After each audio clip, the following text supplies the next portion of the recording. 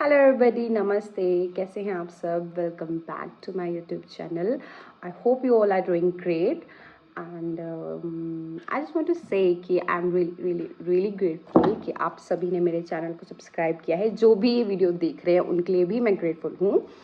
और आज की ये जो वीडियो है इसमें हम फाइनली न्यू चैप्टर स्टार्ट करेंगे अपना +2 NCERT हिस्ट्री का second chapter, which is Kings, farmers and town, early state and economics. ठीक है, हम ये चैप्टर स्टार्ट करेंगे और इस चैप्टर के बारे में हम पढ़ेंगे कि इस चैप्टर में क्या क्या है इस वीडियो में। ठीक है, इस वीडियो के और भी ज़्यादा पार्ट्स आएंगे इस चैप्टर के, बिकॉज ये चैप्टर बहुत ज़्यादा लेंथी है and it's just not possible to like explain whole chapter in this video. So इसलिए इसका बहुत ज़्यादा पार्ट बनेंगे एंड या स्टार्ट करते हैं।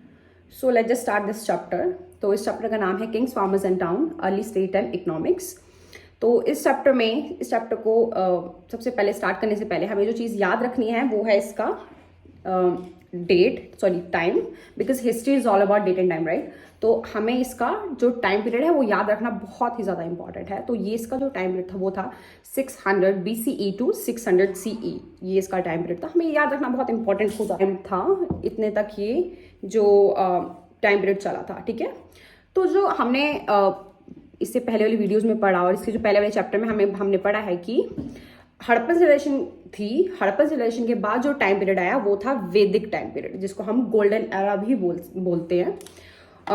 इसको हम आयरन एज भी बोलते हैं, बिकॉज ये जो टाइम पीरियड था इसमें लोगों ने आयरन का एक्सेस में यूज करना स्टार्ट कर दिया था, इसलिए हम इसको आयरन एज भी बोलते हैं, गोल्डन टाइम भी बोलते हैं और वैदिक एरा भी बोलते हैं। वैदिक एरा इसलिए बोलते हैं क्योंकि लोगों ने जो वेद की तरफ जो ध्यान था, मतलब अपने हमारे रिलीजियस फैक्टर्स की तरफ जो ध्यान था वो देना स्टार्ट कर दिया था, इसलिए हम इसको वैदिक एरा भी बोलते हैं। और इस टाइम पीरियड में हमारा वेद भी लिखे गए थे। हमारे कितने वेद? 4 वेद हैं हमारे, ऋग, साम, यजुर, अथर्व, राइट। ठीक है, तो ये इस टाइम पीरियड में हमारा जो मेन जो वेद लिखा गया था वो था ऋग्वेद। ठीक है, हमारा ऋग्वेद ही सबसे ज्यादा एंशिएंट है और वो सबसे पहले लिखा गया था, वो था ऋग्वेद। इस टाइम पीरियड में लिखा गया था। और हिस्ट्री बहुत ज़्यादा हमारी हिस्ट्री बहुत ज़्यादा वास्ट है, बहुत ज़्यादा। अगर हम इसके डीप में जाएं तो हम बस डीप में जाते ही जाएंगे, बहुत ज़्यादा इंटरेस्टिंग है। बट इस चैप्टर हमें इसकी शॉर्ट चीज़ें बताई हैं। और इसमें क्या था, इस टाइम पीरियड में एग्रीकल्चर प्रैक्टिस होना बहुत ज़्यादा शुरू हो गया था। लोगों ने एग्रीकल्चर स्टार्ट कर दिया था और इंडिया के मैक्सिमम एरियाज़ में एग्रीकल्चर प्रैक्टिस होना शुरू हो गया था, जिससे बहुत ज़्यादा इंडिया आगे बढ़ रहा था, ग्रो कर रहा था। किंगडम्स बनने भी शुरू हो गए थे और किंगडम्स बन रहे तो ऑब्वियसली जो रूलर्स हैं वो भी बनना शुरू हो गए थे। जैसे हड़प्पन सिविलाइजेशन में हमें ये मतलब क्लियर नहीं हुआ कि वहाँ पे रूलर्स होते थे कि नहीं होते थे। वहाँ पे बस हमें ये दिखाया कि एक सिविलाइजेशन थी और वहाँ पे लोग कैसे रहते थे। बट हमें इस टाइम पीरियड में आर्कियोलॉजिस्ट को जो एविडेंस मिले थे उस हिसाब से ये क्लियर हो चुका था कि यहाँ पे किंगडम्स बनना शुरू हुए थे और यहाँ पे रूलर्स भी थे, किंग्स भी थे। ओके, ये थी हमारी इस चैप्टर की समरी जो हम इसमें पढ़ेंगे। और अब हम इसके आते हैं फर्स्ट पार्ट में। ओके, तो हम इस चैप्टर के अपने फर्स्ट टॉपिक पे आते हैं, विच इज प्रिंसेप एंड प्रियादसी। तो इस टॉपिक में क्या एक्सप्लेन किया गया है कि एक ऑफिसर थे जेम्स प्रिंसेप नाम के, उन्होंने 2 इंस्क्रिप्शन, 2 लैंग्वेजेस को डेसिफर कर दिया। अब इंस्क्रिप्शन मतलब क्या होता है? किसी भी हार्ड सरफेस पे, किसी भी एक स्ट्रॉन्ग हार्ड सरफेस पे कुछ जो चीज़ें लिखी हुई होती हैं उनको हम इंस्क्रिप्शन बोलते हैं। फॉर एग्जांपल पिलर्स में जो चीज़ें आर्कियोलॉजिस्ट को मिली, पिलर्स में, कॉइन्स में, है ना, वॉल्स में, उसको हम इंस्क्रिप्शन बोलते हैं। तो जेम्स प्रिंसेप ने क्या किया, 2 स्क्रिप्ट्स को 2 लैंग्वेजेस जो उसमें लिखी हुई थी वो कौन सी लैंग्वेज में थी, वही जेम्स प्रिंसेप ने वो चीज़ डेसिफर कर दी। अब डेसिफर करना मतलब क्या होता है कि कोई जो चीज़ लिखी होती है वो किस लिपि में लिखी गई है, मतलब वो कैसी, कौन सी राइटिंग है, कौन सी लिपि है। जैसे हमारी ना हिंदी की देवनागरी, हम हिंदी कैसे बोलते हैं, पढ़ते हैं, तो हम वो लिपि से समझते हैं। तो वैसे ही जेम्स प्रिंसेप ने क्या किया कि वो जो 2 लैंग्वेजेस थी, इंस्क्रिप्शन जो थे, उसको समझा, मतलब समझा भी और डिस्क्राइब भी कर दिया, वो समझ गए। तो उन्होंने 2 लैंग्वेजेस को डेसिफर किया, विच इज एक थी हमारी ब्रह्मी और दूसरी थी करौस्थी।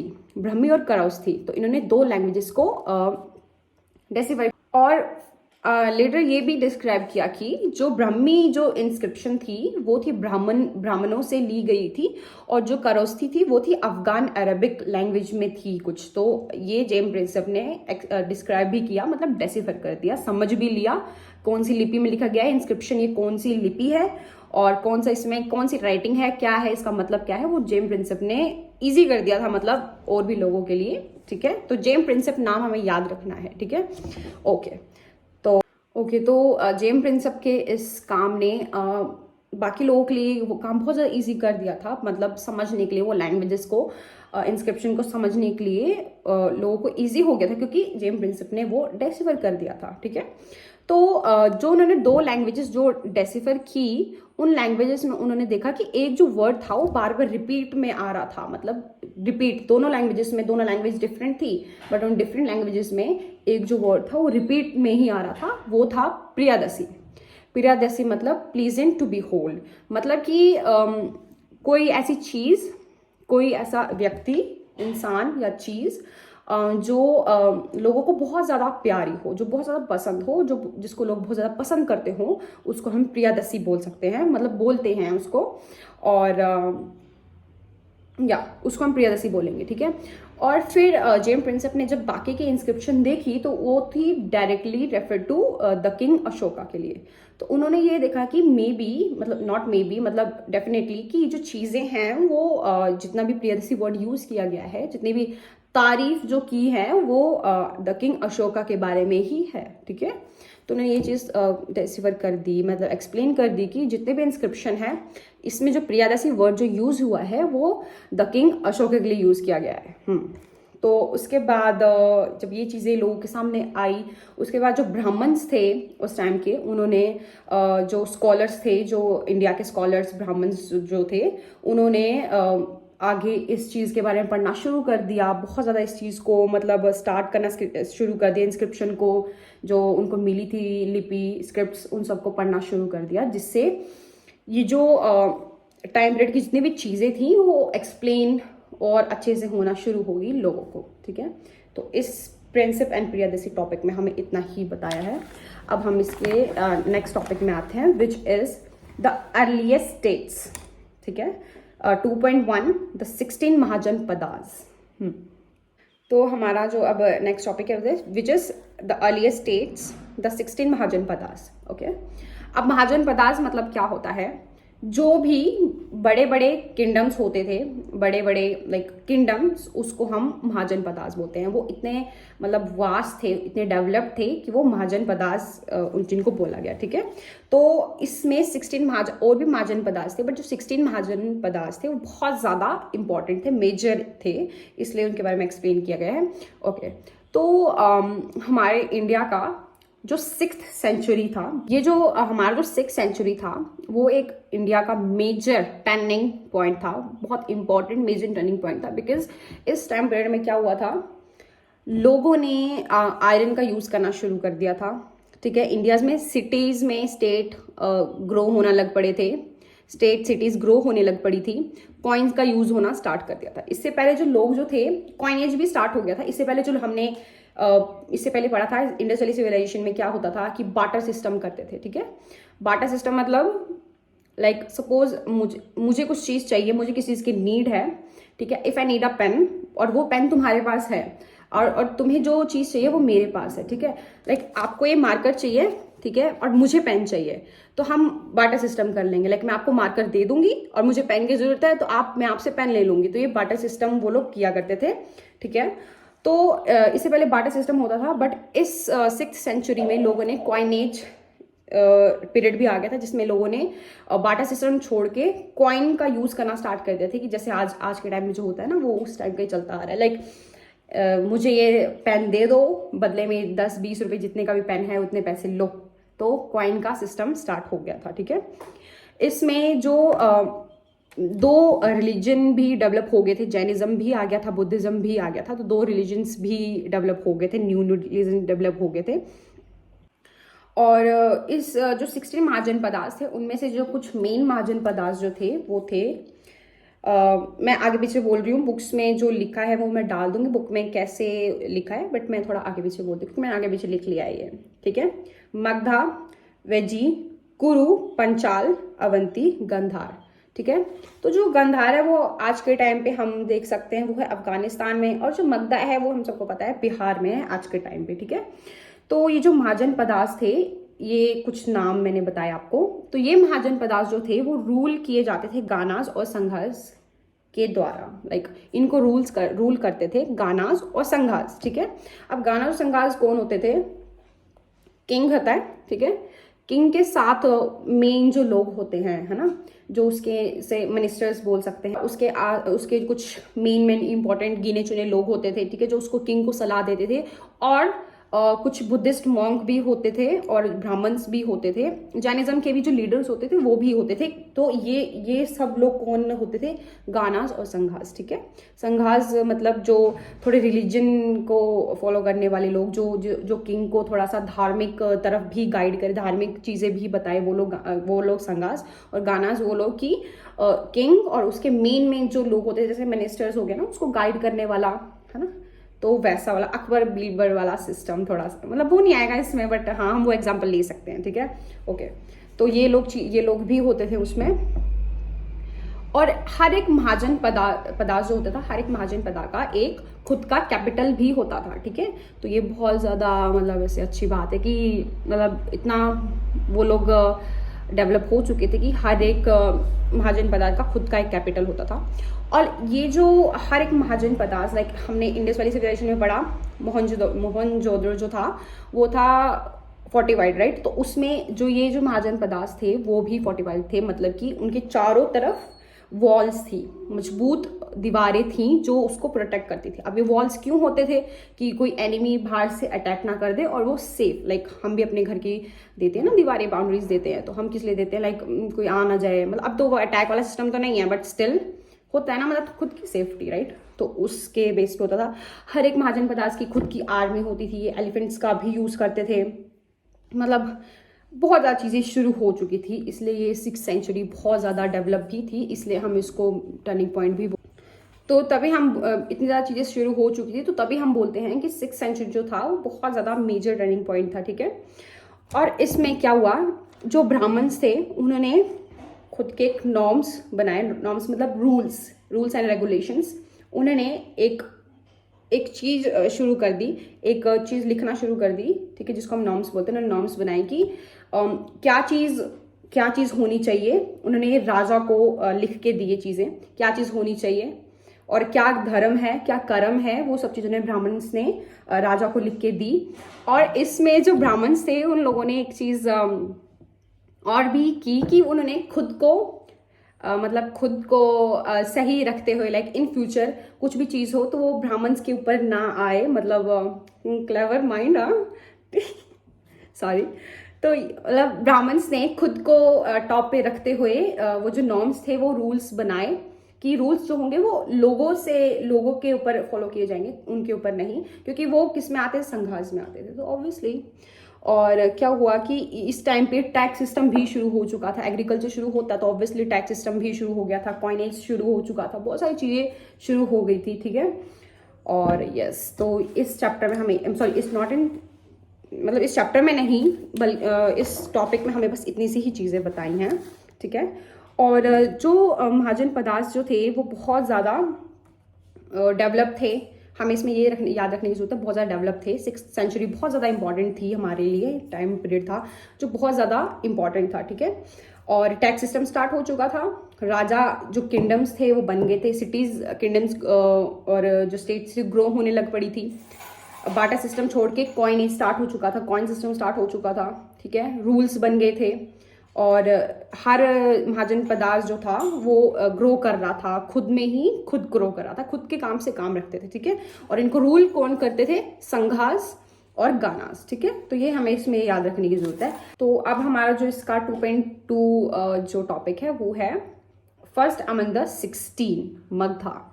तो इस टॉपिक में हम बात करेंगे मगधा के बारे में। हम मगधा के बारे में बात क्यों करेंगे? बिकॉज मगधा ही था जो इन सब में 16 महाजन पदार्थ में सबसे ज़्यादा जो पावरफुल जो था वो मगधा ही था। और मगधा में बहुत सारे मतलब जो मगधा के जो रूलर्स थे वो बाकी महाजन पदार्थ से बहुत ज़्यादा पावरफुल थे, बहुत ज़्यादा लाइक स्ट्रॉन्ग थे।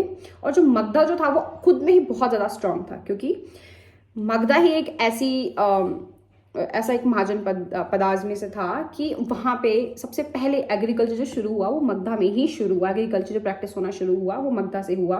टैक्स सिस्टम भी तभी स्टार्ट हो गया, तभी राजाओं ने टैक्स सिस्टम स्टार्ट कर दिया। और यहाँ पे जो आयरन माइंस जो थी मगधा में मिली, ठीक है। और मगधा से ही क्या होता था, रूल्स और वेपन्स भी बनते थे मगधा में ही, तो वो एक्सपोर्ट होने लग पड़े बाकी महाजन पदार्थ में। तो ऑब्वियसली मगधा खुद में ही सुप्रीम हो गया, ठीक है। एग्रीकल्चर हो गया, वेपन्स इसमें बनना स्टार्ट हो गए, आयरन माइंस इसमें थी, ठीक है।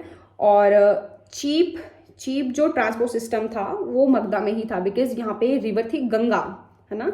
गंगा रिवर जो थी उससे ये लोग ट्रांसपोर्ट करते थे, मतलब ट्रांसपोर्टेशन शुरू हो गया था। क्योंकि अगर बाय रोड करते तो इनको थोड़ा सा वो कॉस्टली होता है, क्योंकि रोड में चलने के लिए हमें बहुत सारी चीज़ें चाहिए। तो रोड में बहुत ज़्यादा अगर हमने सीधा जाना है तो जो रिवर है वो हमें नॉर्मल बहते हुए लेके चली जाएगी सीधे, ठीक है। जो रोड है हम पहले ऐसे ऐसे बहुत ज़्यादा मोड़ आएंगे तब जाके हम वहाँ पे पहुँचेंगे, ठीक है। तो और वो थोड़ा एक्सपेंसिव भी हो जाएगा, ठीक है। तो इसलिए जो रिवर सिस्टम जो था इनका ट्रांसपोर्टेशन के लिए वो थोड़ा इनको चीप था, तो इसलिए वो गंगा रिवर्स में की जाती थी।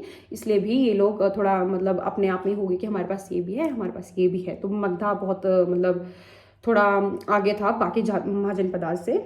और एलिफेंट का भी ये लोग यूज़ करने लग पड़े थे, अपनी आर्मीज इनकी बहुत ज़्यादा स्ट्रॉन्ग थी। आर्मीज में ये लोग एलिफेंट का यूज़ करते थे, बहुत ज़्यादा और भी चीज़ों का यूज़ करते थे, पर मेनली एलिफेंट का यूज़ करते थे। और जो इनके बेस्ट जो रूलर्स जो थे वो थे बिम्बिसार, अजातशत्रु और महापद्मानंदा। तो ये जो रूलर्स थे जो वो वेल नोन रूलर्स जो वहाँ के थे, मतलब मगधा में जो थे, और जिनकी वजह से ही जो मगधा था वो बहुत ज़्यादा पावरफुल बना और सब बाकी महाजन पदार्थ से आगे आ गया, ठीक है। तो इसमें ये है। और इसमें क्या हुआ कि इसकी जो कैपिटल थी, मगधा की जो कैपिटल थी वो थी राजगृह से जो कैपिटल शिफ्ट हुई थी वो थी पाटलिपुत्र में। जो ये कैपिटल थी वो शिफ्ट हो गई थी। और जो पाटलिपुत्र अभी हमें पता है पटना में है, और जो मगधा है वो अभी बिहार में है, ठीक है। तो राजगृह से जो कैपिटल शिफ्ट हुई थी पाटलिपुत्र में, ठीक है। तो इस टॉपिक में हमें बस एक छोटा सा मतलब यही एक्सप्लेन किया गया है। हमें इसमें क्या याद रखना है कि मगधा क्यों इंपॉर्टेंट था, बिकॉज मगधा ही एक ऐसा महाजन पदा था जहाँ पे एग्रीकल्चर शुरू हुआ, जहाँ पे आयरन माइंस मिली, जहाँ पे वेपन्स और कॉइन्स का भी यूज़ होना शुरू हो गया, टूल्स, ठीक है। जहाँ पे जो रिवर सिस्टम से ये लोग क्या करते थे, गंगा रिवर से ये लोग क्या करते थे, ट्रांसपोर्टेशन इन्होंने स्टार्ट कर दी, ठीक है। इनके जो रूलर्स थे जिनके मैंने नाम बता दिया आपको, बहुत ज़्यादा रूलर्स बहुत ज़्यादा क्लेवर रूलर्स थे, बहुत ज़्यादा स्ट्रॉन्ग रूलर्स थे, उनकी वजह से भी वो हुआ। और ये मगधा ही ऐसी एक महाजन पदा में था जिसमें कैपिटल शिफ्ट हुई थी, राजगृह से पाटलिपुत्र में कैपिटल भी शिफ्ट हो गई, ठीक है। तो इस चैप्टर में ये बताया गया है और इसमें हमें ये चीज़ें ही याद रखना इंपॉर्टेंट है, ठीक है। और इसमें क्या था कि जो मगधा था वो बहुत ही स्ट्रांगली फोर्टिफाइड था, मतलब जो मगधा की जो वॉल्स थी प्रोटेक्ट करने के लिए, जो उसकी सराउंड में जो वॉल थी बहुत ज़्यादा स्ट्रांग थी, बहुत ऊंची ऊंची दीवारें थी, जिससे एनिमीज का कुछ भी वो लोग डंडे हथौड़े कुछ भी मारते वो कभी टूट ही नहीं सकती थी, इतनी स्ट्रांग वॉल्स थी मगधा की अराउंड में, ठीक है। तो ये है हमारा मतलब इस टॉपिक में ये एक्सप्लेन किया गया है। ओके, तो इस वीडियो में बस मैं इतना ही एक्सप्लेन करूँगी। अब मैं जल्दी मतलब आगे भी इसके और पार्ट्स भी लाऊंगी, क्योंकि ये चैप्टर बहुत ज़्यादा लेंदी है। अगर मैं सारा ही इस चैप्टर मतलब इसी वीडियो में डाल दूँ तो बहुत ज़्यादा लंबा हो जाएगा, और फिर हिस्ट्री में मैक्सिमम लोगों को नींद लग पड़ती आने, तो नींद नहीं लानी है, इसलिए थोड़ा छोटा बहुत ज़्यादा लिखा हुआ उसको मैंने आपको छोटी हर एक टॉपिक की छोटी समरी बता दी, जिससे आपको एग्जाम में ईजी हो जाएगा, खुद से भी लिखना ईजी हो जाएगा। क्योंकि हिस्ट्री में यही होता है, हम ना हमें थोड़ी सी हिंट मिल जाए तो हम खुद से भी लिख सकते हैं, बट खुद से हम वही लिख सकते हैं जो वैलिड पॉइंट्स है, राइट। तो वो चीज़ मैंने बता दी है हर एक टॉपिक का। तो अब मैं इसके नेक्स्ट पार्ट भी जल्दी से लाऊंगी और ये चैप्टर हम जल्दी से कंप्लीट कर देंगे। Okay, so thank you so much, आपने ये वीडियो देखी। अगर आपको थोड़ा बहुत भी समझ आता है तो ये मेरे लिए बहुत बड़ी बात है। ओके सो इतना ही। अगर आपको ये वीडियो थोड़ी सी भी हेल्पफुल लगी है तो इसको प्लीज़ सब्सक्राइब करना, मेरे चैनल को सब्सक्राइब करना और इस वीडियो को शेयर करना और जितने भी लाइक जो भी है आसपास के लोग सब में शेयर करना। और थैंक यू सो मच आप इस वीडियो में आए और आपने वीडियो देखी। I am really really grateful. Thank you so much.